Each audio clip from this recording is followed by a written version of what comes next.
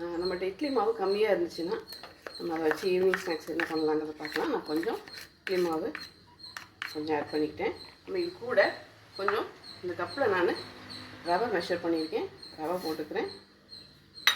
அடுத்து கொஞ்சம் அரிசி மாவு, அடுத்து கோதுமை மாவு இல்லைன்னா மைதா மாவு இருந்தால் போட்டுக்கோங்க. நான் கோதுமை மாவு போடுறேன். அடுத்து தயிர் இருந்தால் நல்லா புளிப்பான தயிர் இருந்தால் தயிர் கொஞ்சம் விட்டுக்கலாம். கொஞ்சம் சீரக பொடி போட்டுக்கலாம். இந்த டிஷ்ஷுக்கு தேவையான உப்பு கொஞ்சம் போட்டுக்கலாம். நான் வந்து மிளகை நான் கொஞ்சமாக க்ரஷ் பண்ணி போடுறேன். நீங்கள் முழுசாகவும் போடலாம், நான் க்ரஷ் பண்ணி போட போகிறேன். ரஃப்பாக அதை க்ரஷ் பண்ணி போட்டுக்கலாம்.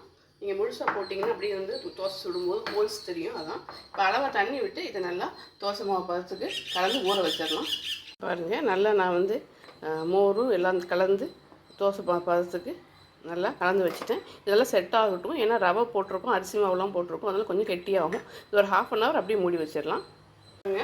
மாவு கலந்து வச்சு ஒரு 40 மினிட்ஸ் ஆயிடுச்சு. இப்போ நம்ம இதில் என்னென்ன சேர்க்கலாங்கிறத பார்க்கலாம்.